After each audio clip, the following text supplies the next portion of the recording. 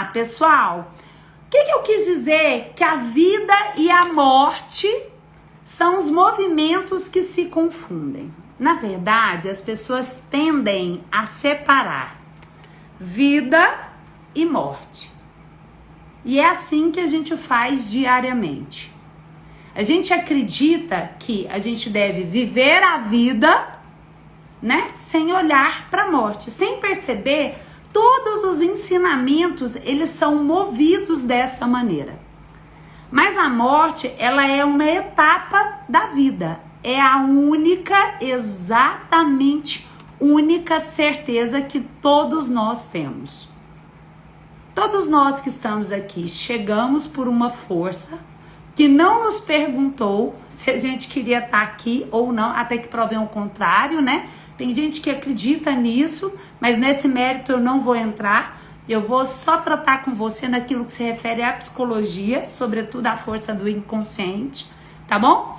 E essa força do inconsciente, tá?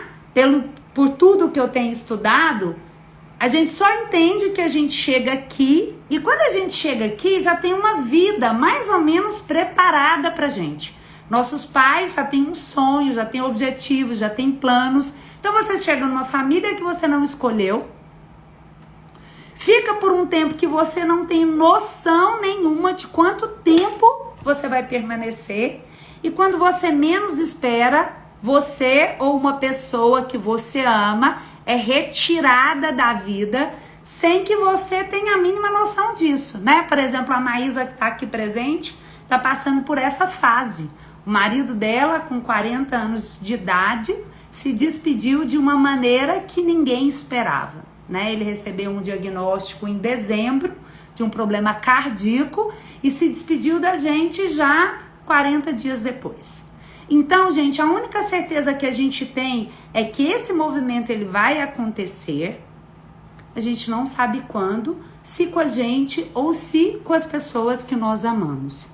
E hoje eu tô aqui para te dar um alerta, para que você possa tomar mais consciência de que, na verdade, a gente tenta evitar a morte, e um dos problemas mais sérios que nós estamos vivendo é que a nossa dificuldade de lidar com a despedida, com a separação, com a partida é tão grande que nesse processo interno de negar isso, nós nos afastamos completamente da vida. Isso significa que as pessoas estão na vida, mas nem sempre elas estão vivendo. Isso significa que você pode estar num movimento onde, apesar de estar vivo, você está totalmente inconsciente de que você está vivendo no piloto automático. Sem perceber que a vida, ela está escapando de você. E por que nós fazemos isso? E para que nós vivemos dessa maneira? É estranho observar, mas uma das coisas que a gente tem mais dificuldade é, de fato, de nos movimentarmos na vida, tomando posse do momento presente. Tomando posse de tudo aquilo que a vida já te entregou e tudo aquilo que se realiza através de você. A maioria das pessoas estão aqui sem clareza do para que estar aqui e como se mover na vida. E à medida que a gente se move, a gente vai perdendo vida todos os dias. Mirela, então para quê? Para que nós entramos nesse movimento? Para que as nossas escolhas, por exemplo, a escolha de trabalhar demais, de ficar obcecado com a atividade física, né? De querer fazer uma vida extraordinária, uma vida perfeita. Hoje as pessoas, elas não estão contentando com aquilo que elas têm agora, e todo o movimento é para gerar aquilo que elas não têm. Mas na busca de gerar o que a gente não tem, a gente perde aquilo que já nos foi dado. Então esse movimento é um movimento de uma pessoa que desenvolve vida ou esse é um movimento de uma pessoa que perde vida? Porque o prazo aqui, gente, ninguém sabe. Quem sabe me dizer qual é o prazo que você tem aqui? Por quanto tempo você vai ficar? E aí eu comecei essa live dizendo, que eu disse no stories dessa semana, que esse é o período mais dolorido do ano. Esse período, ele começa mais ou menos final de outubro e vai até depois do Natal. E por que é tão dolorido? Ele é dolorido porque na maioria das vezes, inconscientemente, nós nos conectamos com a dor das pessoas que partiram. Nós sentimos a ausência das pessoas que não estão aqui para celebrar a vida. Afinal de contas, o Natal e o Ano Novo seria uma perspectiva de celebrar a vida. Não é? E a gente se engana que a gente se prepara para isso, né? Então as famílias se reúnem, as famílias organizam festas bonitas, mas se você for observar, é o período onde há mais divergência, mais tristeza, mais dor. Então as pessoas elas compram um presente como se o presente fosse suprir aquele vazio, totalmente inconsciente da angústia, da ansiedade que todos nós entramos. E nós entramos nessa angústia e nessa ansiedade simplesmente porque nós não sabemos lidar com a morte. Nós não sabemos lidar com a nossa própria morte e nós não sabemos lidar com a morte das pessoas que estão próximas da gente. Então o que a gente faz? A gente nega, né? A negação é um mecanismo de defesa inconsciente. A gente nega já que eu não sei lidar com isso, então eu finjo que isso não acontece. Só que, gente, é algo que acontece todos os dias. E aí é muito comum que o final do ano aconteça muitas mortes coletivas, né? É o período onde a gente vê um número maior de pessoas falecendo e, sobretudo, falecendo juntas. Esse ano, pra gente, pro mundo, foi um pouco diferente, né? Nós estamos vivendo a morte coletiva já desde o início do ano. E isso me faz dizer para você algo muito importante. A morte, segundo Bert Hellinger, ela nunca chega cedo demais. O que ele quer dizer com isso? Que a morte nunca chega cedo demais. Que sempre a morte ela tem um propósito. E ela não tem o propósito para um indivíduo. Ela tem um propósito para uma família, para uma sociedade, para um país, para o mundo todo. Assim como toda vida, toda a existência de alguém tem um propósito, a morte também tem. E ela chega exatamente no momento que ela é necessária para aquela pessoa, para aquela família, para aquela comunidade. Porque com a morte também se dá espaço para outras pessoas. E Mirela, por que razão então que a gente tenta negar a morte o tempo todo? Nós negamos a morte porque viver na presença dela nos impõe a clareza dos limites que a vida nos traz. Quer algo que mexe mais com a sua impotência, com seus limites, com seus desafios do que a morte, né? Nada nos mobiliza mais do que a morte. E aí, para não lidar com essa realidade, eu coloco isso de lado. Faz sentido, pessoal? Eu comecei hoje bem profunda, né? Aliás, esse tema, ele é muito profundo e ele é libertador, viu? Por isso que eu tô aqui compartilhando isso com vocês.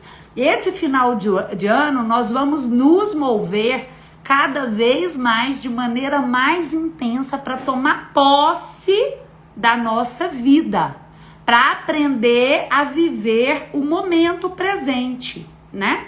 E aí, bom, eu já vi que algumas pessoas já começaram, o Richard já colocou uma pergunta aqui, como superar a dor e conseguir voltar a trabalhar e estudar direito. Ele perdeu o pai, tá? Nós vamos trabalhar isso de uma maneira muito concreta.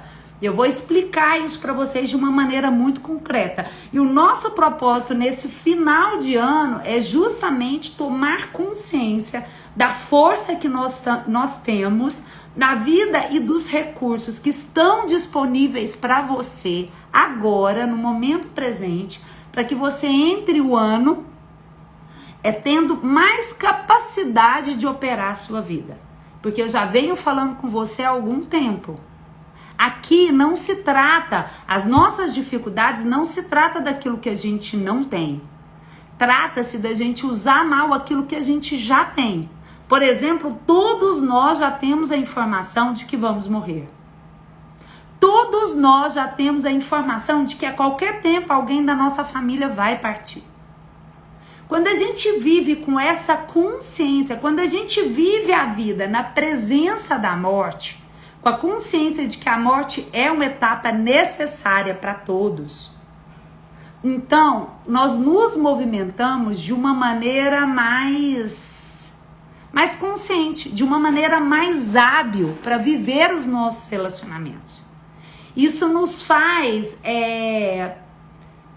isso reduz a nossa postura infantil, né? De querer negar ou de querer exigir do outro aquilo que nós entendemos que o outro tem que nos dar.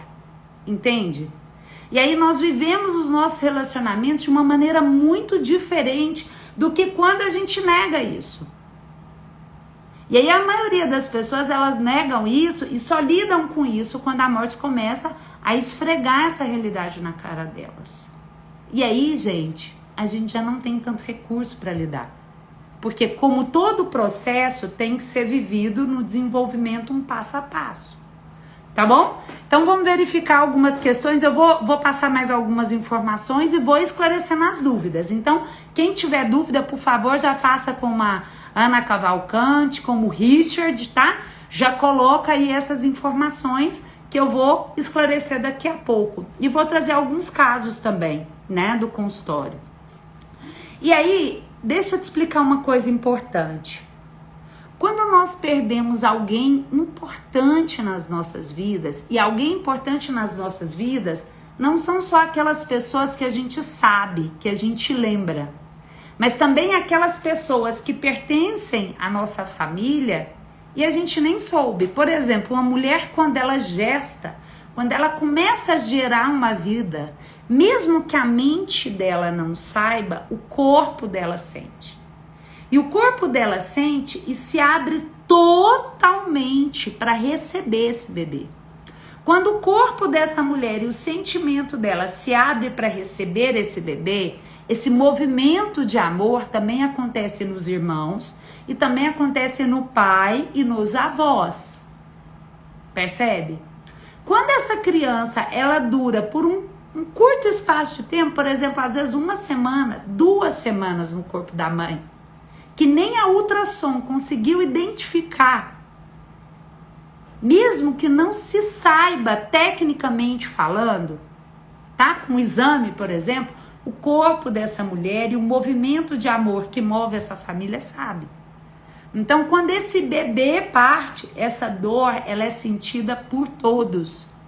E como nós não aprendemos a nos despedir, essa dor permanece em todos, sobretudo naqueles que seguem adiante. E é por isso que nós precisamos hoje, de uma vez por todas, compreender a importância de viver a vida consciente da morte. De não tratar a morte como um problema, mas tratar a morte como uma etapa. Porque quando eu percebo isso, a força com que eu vivo, ela é completamente diferente. Ela é mais consciente. Percebe? Eu preciso dessa consciência diariamente, para eu não me anestesiar nas coisas malucas que eu invento para me sobrecarregar no dia a dia.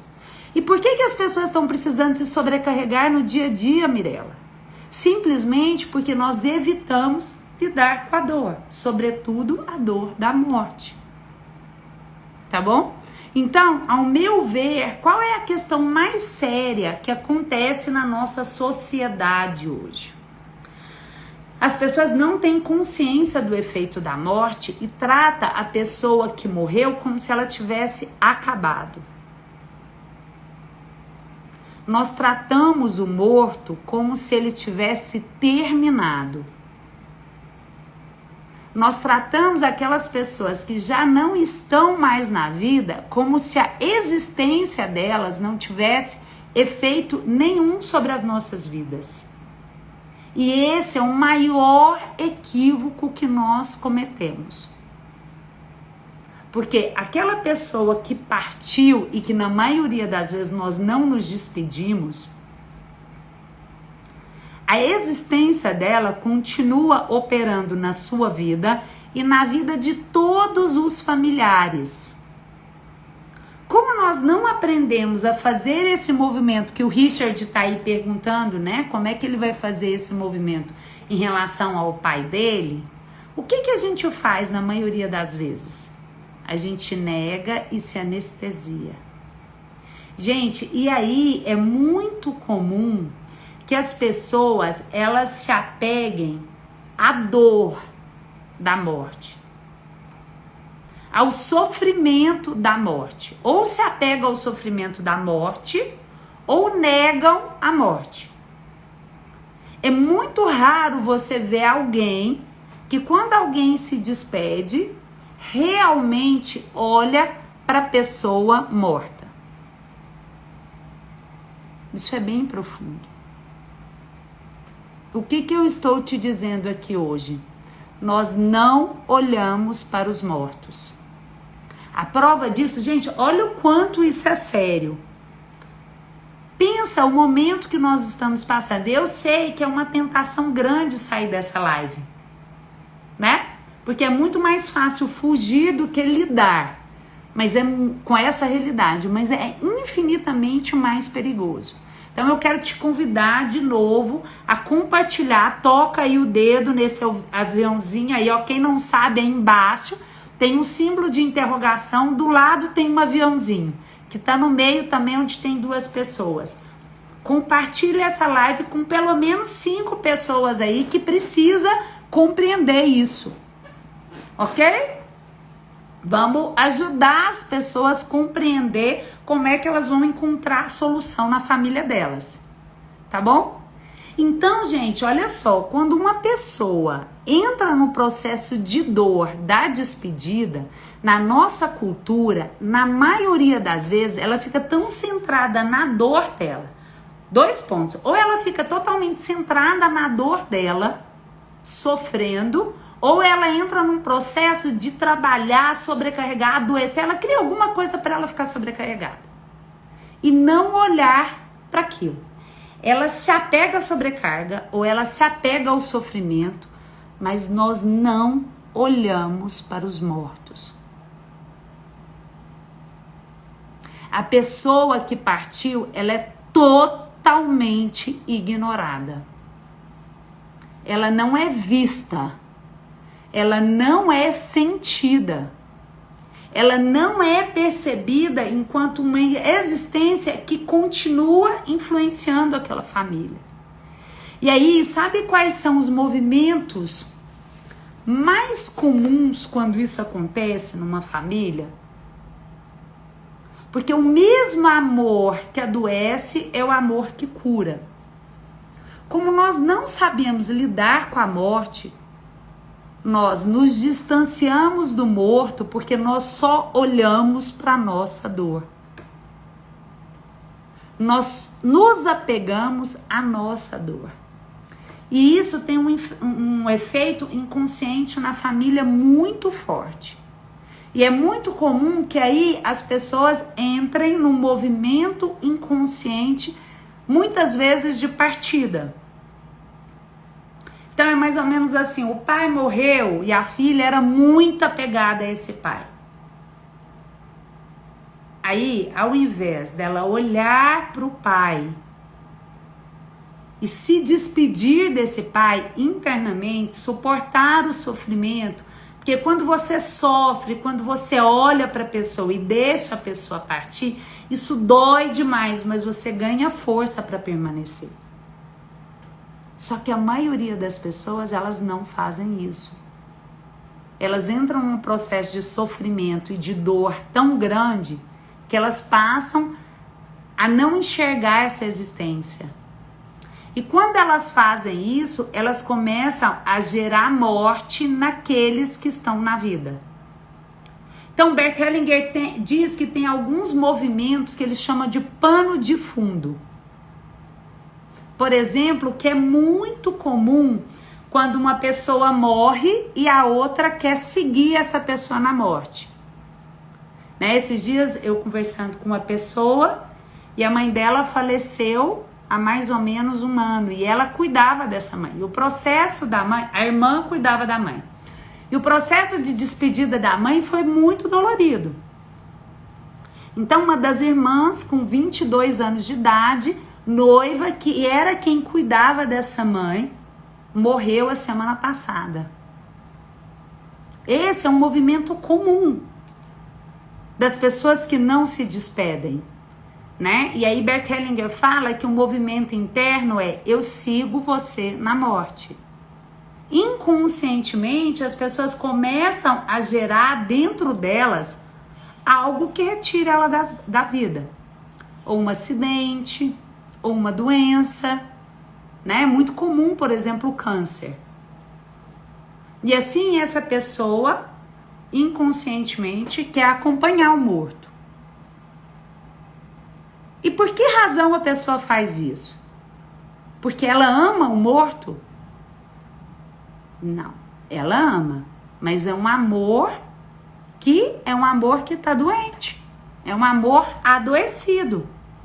Porque se fosse um amor que está consciente, ela olharia para esse morto, para essa pessoa que partiu, e o que ela enxergaria? Que tudo, exatamente tudo que uma pessoa que partiu mais quer é que quem permaneça tome posse da vida e siga com força. E siga olhando adiante.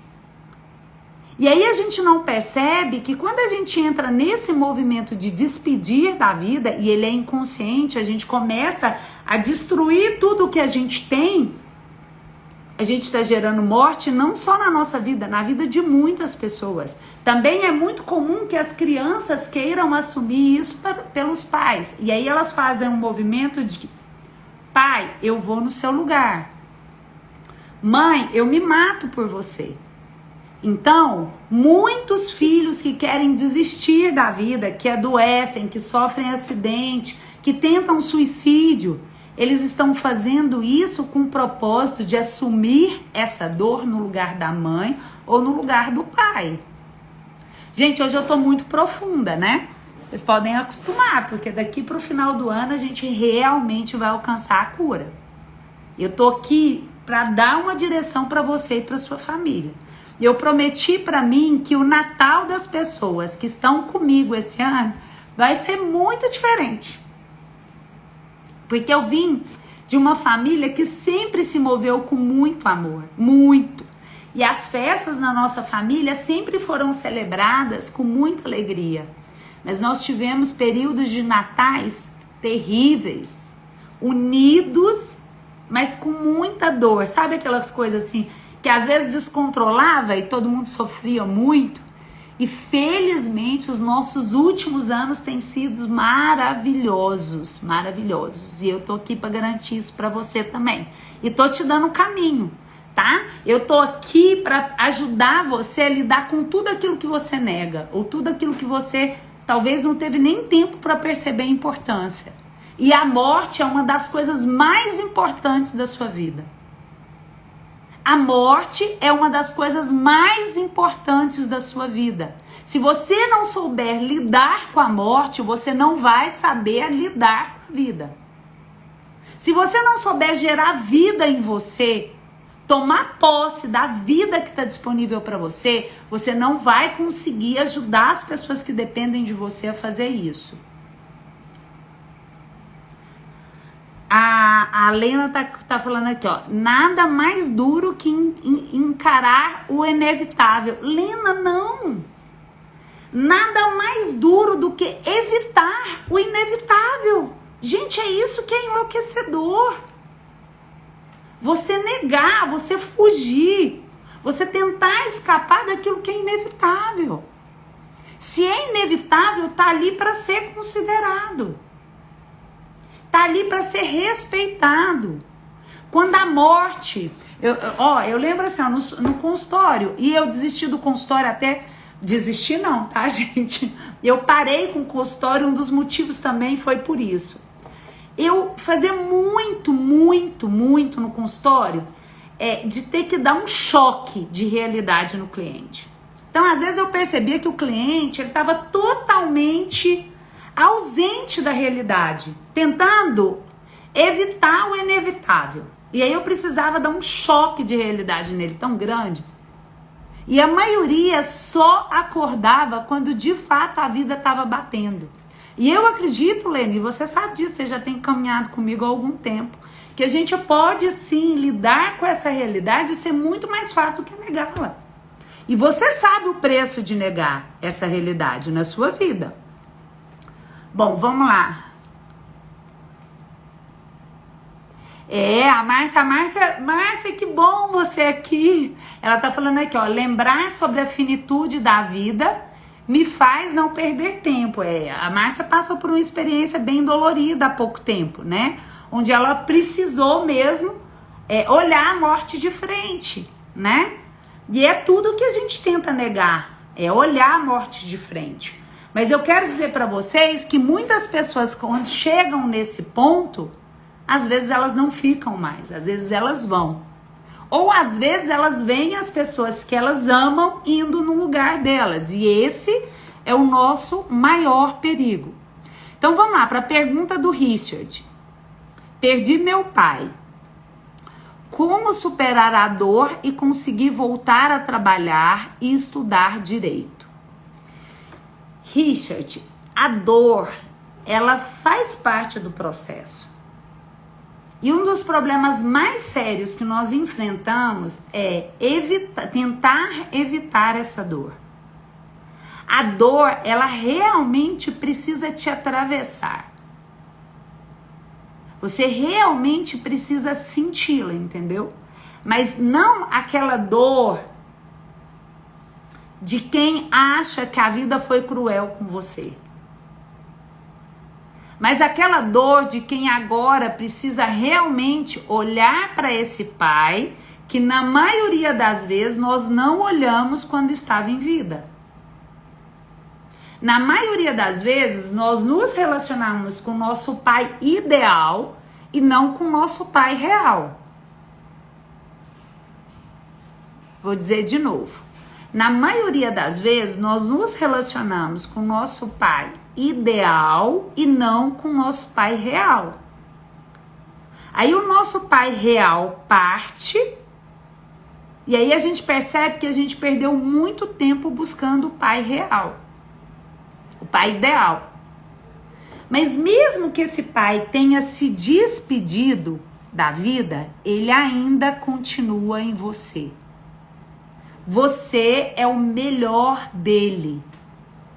E um luto que dura tempo demais, no fundo, bem lá no fundo, mas lá no fundo mesmo, isso ainda é a exigência dos filhos que não respeitam o destino dos pais. É um amor, mas é um amor doente, adoecido. Porque quando a gente olha para os nossos pais, Richard, eu vou convidar você, a Ana e todas aquelas pessoas, né, que teve alguém que partiu, imaginar esse exercício agora. Se a gente agora pudesse olhar essa pessoa nos olhos, né, vamos imaginar assim, ó, essa pessoa tá aqui, ó. Por exemplo, eu vou perceber um filho meu que não ficou, né, um bebezinho que foi gerado e que não nasceu, ou vou perceber meu pai ou minha mãe, né? Se a gente olha, por exemplo, no caso do Richard, essa pessoa bem nos olhos, ó, e percebe como se o nosso coração tivesse bem ligado ao coração dessa pessoa, como essa pessoa se sente ao ver a gente negando a morte dela, ou vendo a gente querendo acompanhá-la na morte. Como é que essa pessoa se sente? Se a gente pudesse olhar nos olhos de um pai ou de uma mãe, o que um pai e uma mãe mais quer de um filho? Que ele cuide bem do filho que ficou, né? Então, Richard, o que o seu pai mais quer? Que você cuide bem do filho dele. Compreende? E quando a gente entende isso, quando a gente de fato olha nos olhos da pessoa que morreu, a gente vai perceber exatamente tudo que aquela pessoa deixou pra gente. Tudo que aquela pessoa desejou pra gente. E aí a gente percebe que é um atrevimento muito grande querer morrer para acompanhar essa pessoa ou colocar em risco a vida de outras pessoas que nos vê deprimindo, chateado, sobrecarregado, acabando com a nossa vida por não dar conta de lidar com a despedida do outro. Então, Richard, o que eu te convido e convido a todos vocês a partir de agora, para que a gente tenha realmente um Natal transformado? Que você olhe o seu pai nos olhos, porque na maioria das vezes nós estamos tão centrados na nossa dor, tão centrados no problema, tão centrados nas queixas, nas mágoas, naquilo que não foi de acordo com o meu ideal, com aquilo que eu esperava do meu pai perfeito, da minha mãe me agrediu, meu pai me abusou. Entende? A gente fica tão apegado nisso que a gente deixa de viver. E aí a gente está gerando morte, né? E uma morte que ela é inevitável, mas você está antecipando ela. E junto, você acaba matando outras pessoas, tá? Bom, vamos lá. Deixa eu ver aqui mais algumas perguntas. A Ana tá falando, e no caso de suicídio, mexe muito com a família, porque ficamos perguntando o porquê. Ana, eu vou te dizer uma coisa importante. O porquê é a pergunta que mais destrói tudo. Tudo, em todos os momentos da sua vida. Se você perguntar o porquê, essa pergunta te leva para o buraco. E no suicídio, ele é mais difícil ainda de ser superado, porque a culpa é algo muito forte em todos. Quem fica na vida tem a fantasia de que poderia ter salvado quem partiu. Entende? Mas o que eu percebo no consultório na minha experiência de 20 anos estudando esse tipo de comportamento, o que eu percebo claramente é que a família do suicida se recusa a olhar para o morto, entendeu? Ela fica tão centrada na culpa, no medo de acontecer de novo, na impotência diante dessa realidade, no e se eu tivesse feito isso, e se eu tivesse feito aquilo?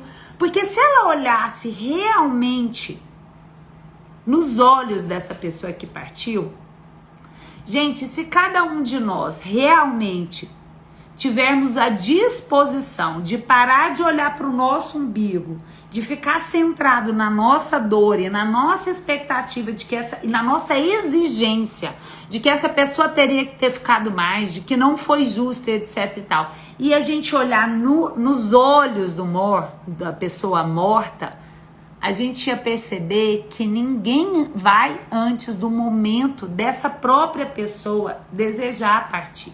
Esse é um dos temas que eu trabalho muito no programa Movendo-se ao Êxito. E tem um vídeo lá que ele é muito esclarecedor nesse sentido. O que eu quero dizer para você nessa noite, que a pessoa que entra num movimento de despedida da vida, ela internamente precisa disso. É uma necessidade interna da pessoa. O problema é que quem fica na exigência de querer segurar essa pessoa. né? A Jenny tá aqui falando, a morte pode ser um motor pro amor. Quando você pensa que a pessoa que você ama vai morrer, você deixa o egoísmo de lado. Jenny, mais ou menos. Mais ou menos. Quando você toma essa consciência que você tá dizendo aí, com a disposição de manter vida, com a clareza de que no mundo dos adultos faz parte do processo, né, de permanecer. Mas o que tem acontecido muitas vezes é que a morte, por não ter essa disposição que a Jenny tá mencionando aqui, ela acaba sendo um motor que impulsiona mais morte. Porque nós não olhamos para os mortos, nós olhamos para o nosso umbigo. E aí, se você tem essa consciência no dia a dia, é isso que ela falou. Então, você pode gerar mais vida e aproveitar as pessoas que estão aqui, né? As pessoas quase caem dura quando eu falo assim, por exemplo, não, mas fulano tá partindo, ele tá mais próximo da morte do que da vida. Aí, pessoal, nossa, Mirella, não fala isso não, você é pessimista. Eu falo, gente, que dificuldade é essa de perceber e lidar com a realidade, né? Bom, a Paty tá aqui falando, sepultei minha primeira filha e pensar nisso como um ciclo me auxilia muito. Isso mesmo, Paty, se você se decidir a olhar ela nos olhos, com certeza em você ela pode permanecer vida, né? E enfrentar essa situação com essa clareza, então isso te dá força, né? Porque se você olhar realmente para sua filha, independente da idade que ela tem, ela pode ter sido inclusive um bebezinho de 2 meses de idade, você vai perceber o quanto para ela é importante que você tome posse da sua vida. Não é, gente? Tudo que os filhos mais querem da gente é que a gente viva bem, né? O Bruno tá falando, tudo vai acabar e tudo é contado. A quantidade de abraços, a quantidade de eu te amo. É verdade, a morte ela é... Só que assim, muitas vezes a gente entende isso aqui, né? Mas a gente não entende isso aqui. E é justamente porque a gente não entende isso aqui, é que a gente perde vida. A gente perde vida. A gente perde vida. A gente perde vida. A gente acorda perdendo vida. A gente vive perdendo vida. A gente vive sem suportar a vida que está disponível pra gente.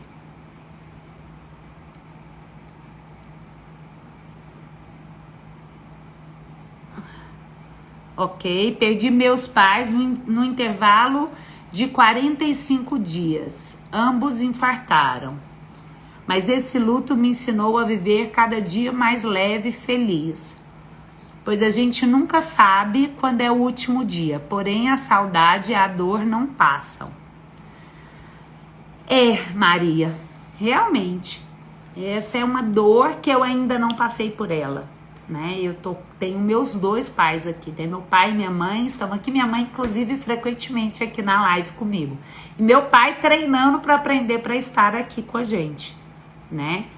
Mas isso mostra também um pouco do que eu tô mostrando aqui, do movimento de amor que ligam as pessoas. Um casal, quando ele tem um vínculo muito forte, é muito comum acontecer isso.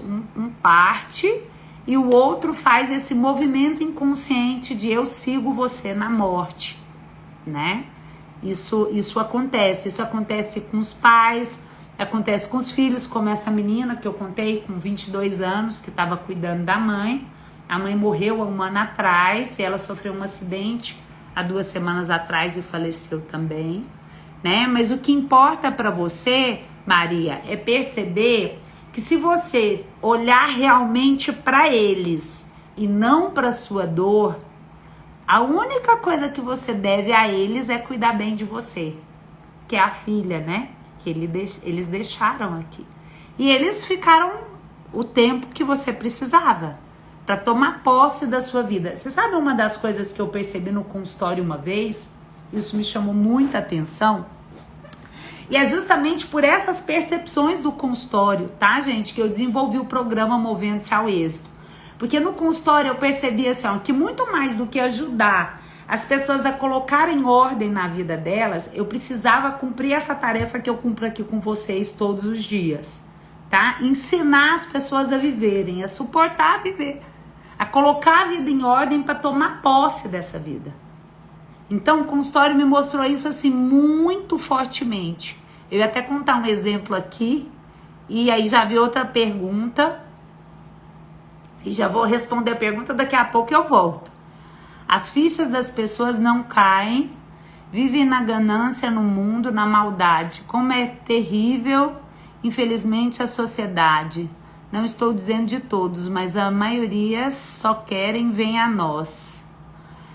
Lucas, eu sou assim um pouco mais otimista em relação à vida. Eu acredito que as pessoas, elas se movem por amor. E até as piores catástrofes são cometidas por amor. Amor em desordem, né? Então eu não sou muito, e aí eu quero convidar você a colocar isso no seu coração, se faz sentido para você essa noite. Eu não sou muito de olhar para aquilo que as pessoas estão fazendo da vida delas, mas aquilo que eu consigo fazer da minha vida. Porque quando eu olho para as pessoas que subtraem, eu atraio essas pessoas para a minha vida.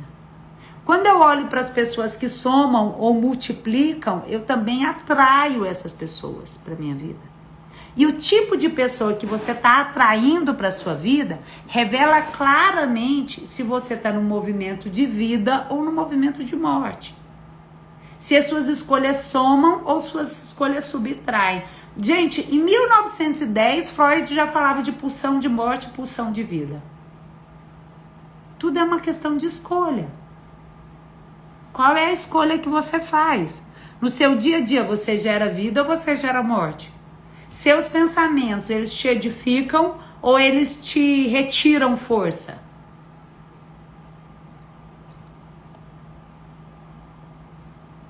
Ok, vamos lá. Mais perguntas?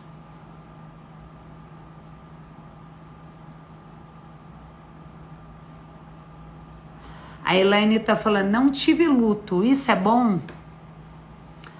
Elaine, tá. Quanto tempo, Elaine, você perdeu o seu filho? Na verdade, a gente tem uma teoria sobre o luto, né? Uma teoria de que o luto ele tem que ser vivido dessa forma. É muito comum que quando a dor é muito grande, quando a dor ela é quase insuportável, o inconsciente anestesia. Então faz parte do luto negar aquela situação e tomar consciência dela só aos poucos, tá?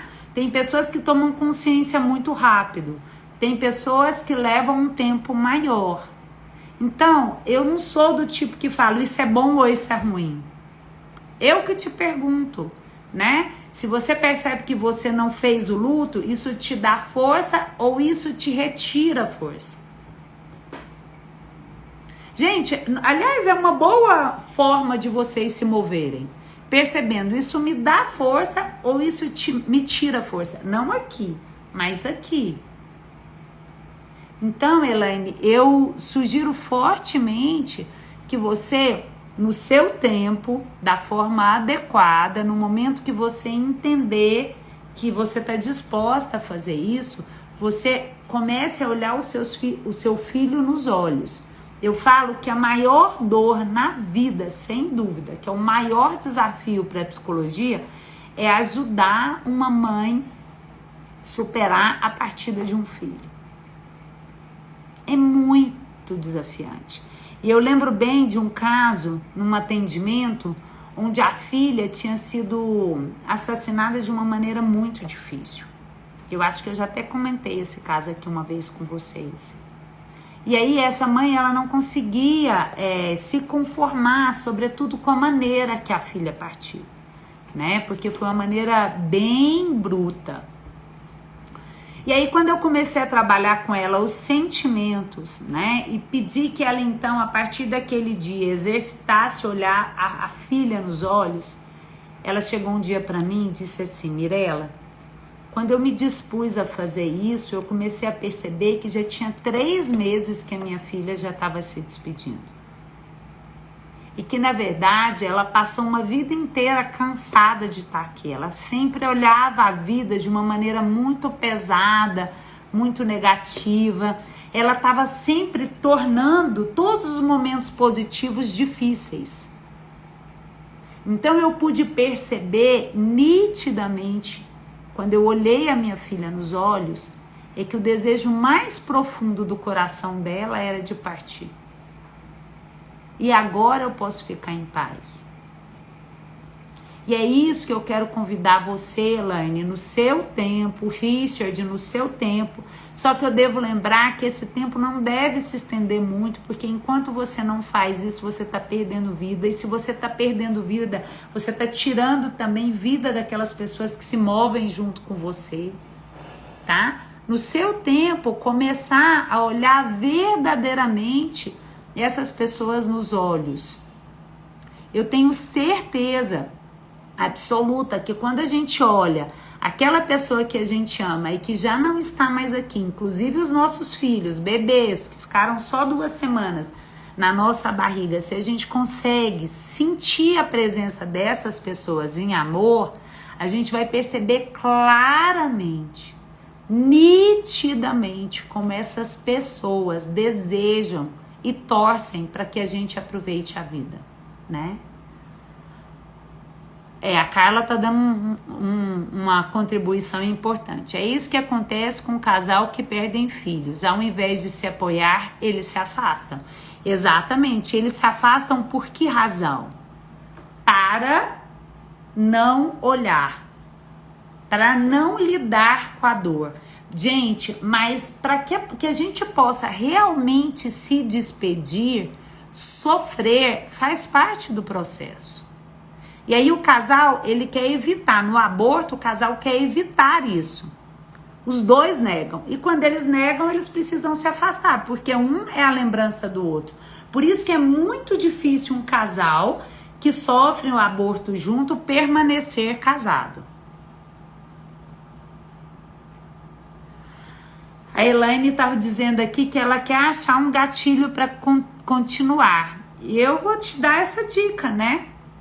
Eu vou sugerir, assim como para você, para Ana, né? Que a Ana também viveu essa situação de suicídio. Suicídio é algo muito dolorido.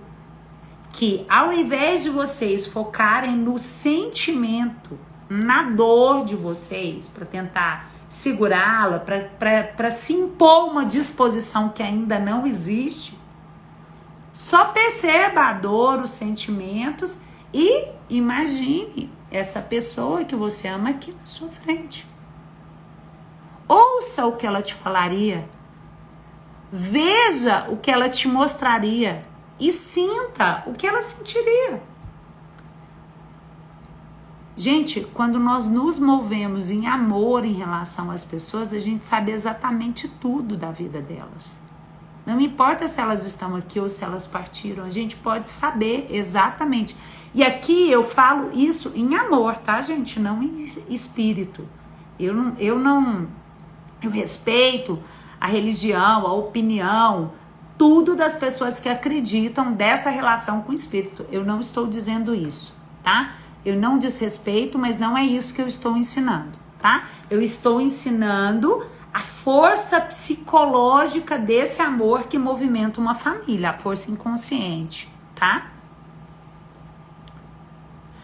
Ó, a origem do cuidar tá dando um depoimento, é pura verdade. Vejo isso no hospital e nos atendimentos. O movimento para a morte é muito sério. É muito sério porque ele arrasta as outras pessoas, né? Ok, tá, vamos lá, mais pergunta. A morte é parte de uma vida plena. Adri tá comentando. Na verdade, Dri, a morte, ela é parte da vida, mesmo que a vida não tenha sido plena. A morte é parte da vida, mesmo que essa vida não tenha sido plena.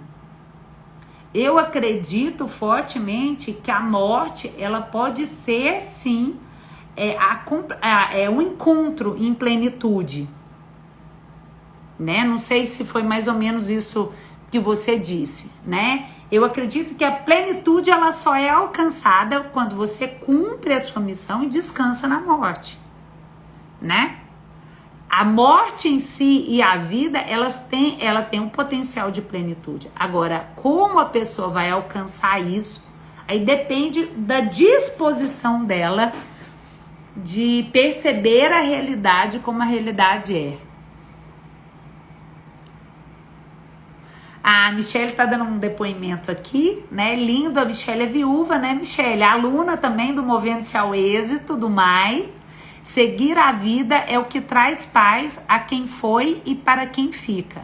Viver é o que a pessoa que se foi, é o que ela mais quer. E mais do que isso, né, Michelle? É o que ela merece. A Michelle é viúva, a Maísa também é viúva, né? São duas viúvas novas, as duas alunas do Movendo-se ao Êxito. E eu acredito fortemente quando eu sinto os parceiros que partiram jovens e deixaram suas parceiras, também jovens aqui. Gente, tudo que eles mais querem é que elas fiquem bem. Faz sentido isso para vocês? Faz sentido imaginar que uma pessoa parte e deseja que a outra fique mal? Não faz sentido, né? Elaine, olha, gente, eu acho importante a gente tomar muito cuidado com as palavras, né? A Elaine tá falando aqui, ó, preciso de um choque de realidade, sabe, Mirella? Eu acho que essa live tá sendo um choque de realidade para a maioria, tá? Mas não peça isso, porque com certeza tem muitas pessoas importantes para você ainda aqui na vida. A sua vida ainda tem uma importância para muitas pessoas. E quando a gente pede isso, ou quando a gente acredita que isso é necessário, isso pode se cumprir. Porque a gente está ligado, né? Eu fico vendo assim, é muito comum uma mãe, quando ela perde filhos, um outro filho entra num movimento de adoecer, de ter dificuldade para permanecer na vida. Porque ele teme tanto. Gente, olha, não se iludam. Muitos filhos que querem partir, eles fazem isso porque sentem um movimento da mãe. Então, Elaine, tudo bem, é uma escolha. Inconscientemente você está escolhendo ter um problema mais sério para poder acordar. O que mais que pode ser mais sério do que isso para você entender sobre a sua vida? Percebe? Eu não consigo saber, gente. O que pode ser mais sério do que perder um filho para você ter um choque de realidade? O choque de realidade, minha querida, já está aí de uma maneira muito dolorida. Não peça mais dor para sua vida. Teve alguém, eu não consegui ver, que disse: a dor é inevitável e o sofrimento é opcional. Concordo. Quando eu falo que o sofrimento faz parte, na verdade, é a dor que faz parte, né? O sofrimento, gente, quando ele é estendido demais, na maioria das vezes, isso é uma exigência porque a gente não concorda com a força que conduziu tudo, né? Então, quando a gente fala que o sofrimento é opcional, é porque o sofrimento é o movimento que você faz aqui para intensificar a sua dor. Pensa, analisa, se vitimiza, exige, e isso te faz adoecer, tá? Agora, a dor, ela é inevitável e ela é necessária para o processo de cura. Ok. Perdi minha irmã, que considerava filha, há 1 ano. Tenho um enorme sentimento de culpa por me afastar dela. Assim que ela morreu, queria muito ir embora. Até hoje minha vida está paralisada. Terrível. No fundo, Holanda, o que você está fazendo é punindo a sua irmã. Né? Então vamos combinar. A primeira coisa que você precisa entender é que você poderia considerar ela sua filha, mas ela não era. Ela era filha da sua mãe. Ela não era sua filha, era sua irmã. Tá combinado, Orlando? Ela era sua irmã, não era sua filha. Essa confusão te perturba.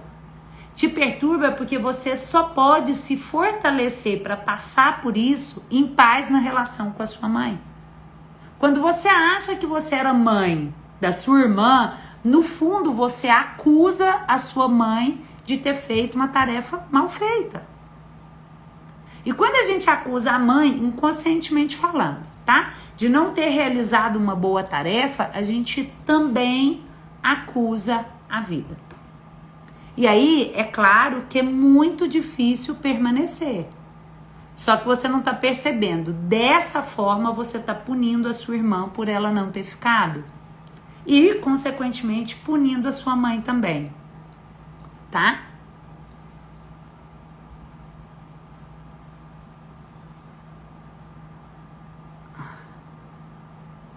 Tá? Gente, bom, que bom. A origem do cuidar, na verdade, eu não identifiquei quem é, só o nome da página, né? Tá falando que fez o MAI, que foi transformador.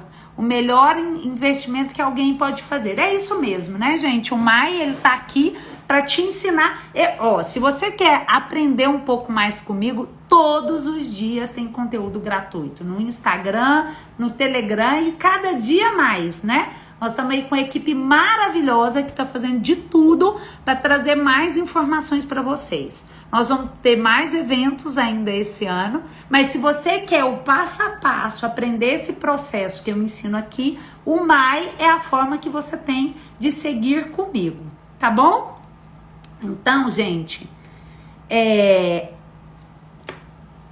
pra gente concluir, tá? Agora, eu e você precisa entender o seguinte: a morte, ela nunca chega cedo demais.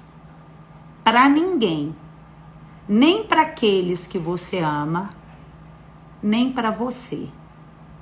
Nós não temos o controle da nossa vida, nem muito menos da nossa morte. Tentar negar isso subtrai força para você permanecer aqui. A vida, ela tem um propósito para você.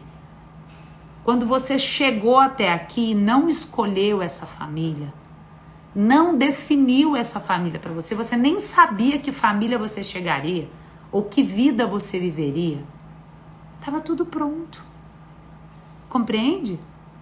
E você nega a presença da morte justamente para se iludir da fantasia do controle, como se você pudesse controlar. Mas essa noite nós vamos combinar que você não pode controlar a sua vida, nem muito menos a sua morte. Você não pode controlar a vida das pessoas, nem muito menos a morte delas. Combinado? Então, o que você precisa para viver em paz na vida? Concordar, compreender a vida como ela é. E a despedida de alguém que partiu só pode se cumprir se você aprender a olhar para o todo, para essa força que conduz o inconsciente coletivo. Mas o problema é que nós nascemos e aprendemos a olhar só para a força dos nossos pais, que são humanos e imperfeitos, mas nos promete perfeição. A gente acredita nessa perfeição e aí a gente segue exigindo esses pais perfeitos, inclusive na hora que eles morrem. Porque a gente não concorda que eles morrem. Aí a gente quer morrer junto. Ou a gente quer ver um filho nosso querendo morrer no nosso lugar, porque a gente não consegue concordar e ficar em paz na vida. Vamos combinar de uma vez por todas. Você precisa tomar consciência da morte para que você aprenda a respeitar a sua vida. E parar de olhar só para os seus pais e exigir dos seus pais e querer mais dos seus pais, inclusive dos pais que não estão aqui. Lamentando porque eles não ficaram, lamentando porque eles estão indo. E você, na minha percepção, vai conseguir fazer isso o dia que você compreender dentro de você a grandeza do todo. E eu quero te convidar a cada dia mais, um dia após o outro, junto comigo, esse passo a passo. Combinado? Então, antes de fechar, vou só fazer um comentário aqui, tá? Tem um comentário ainda que eu vou fazer sobre suicídio. Vamos compartilhar mais uma vez essa live. Coloca aí o aviãozinho e hashtag eu compartilhei para eu ver, né? Se essa live ela fez diferença na sua vida. Na minha vida, você faz diferença quando você compartilha essa live. Porque esse é o meu compromisso de vida, esse é o propósito que a vida me entregou. De ajudar as pessoas a seguirem mais leve. Então eu vou estar aqui todos os dias fazendo diferença na sua vida. E se isso acontecer na sua vida, eu conto com você para que você também faça diferença na minha, me ajudando a levar mais informações para as pessoas, tá bom? Coloca a hashtag aqui, nós vamos concluir. O Raul tá comentando que o suicídio é o copo d'água que transbordou. É o ápice, né? Não foi dado valor o suficiente, não. O suicídio não tem nada a ver com dar ou não dar valor, tá, Raul? Eu preciso... Sobre a ótica da psicologia, tá bom? Sobre a ótica da psicologia. Eu concordo que às vezes é um copo d'água que transbordou, tá? E é um copo d'água que transbordou uma dor que não é só dessa geração. Na maioria das vezes é uma dor que vem lá de trás. E que foi passada de geração para geração. Por isso que é tão difícil conter esse comportamento, mas é possível, tá? Agora, quando a gente diz, a pessoa não deu valor na vida, aí o que a gente está fazendo? A gente está julgando e punindo o morto. E por trás dessa morte, existe a intenção de salvar muitos. Então, eu acho temeroso esse tipo de avaliação. Tá bom? E esse tipo de avaliação prende você à dor do morto. E não à despedida desse morto. E é justamente... Olha só, gente. Olha, isso é muito sério. E é justamente porque a despedida não é cumprida da forma que deveria, é que as gerações, elas repetem. E repete. Por isso que o suicídio se repete tanto. Porque a despedida não se cumpre como deve, tá? Bom, pessoal, muitos comentários aqui. Eu vou ler cada um deles. Espero vocês na terça-feira aqui, mas tem conteúdo todos os dias, tá? No Instagram, no Telegram. Então, compartilha, comenta, deixa a sua opinião, a sua necessidade, que a gente vai se movendo juntos. Muitas caixinhas de perguntas, tá? E na medida do que for possível, eu vou colocando lá informações para vocês, tá bom? Um abraço e que façamos uma excelente semana, né? Estamos ainda chegando na metade. Que seja maravilhosa como ela começou. Um abraço e até a próxima.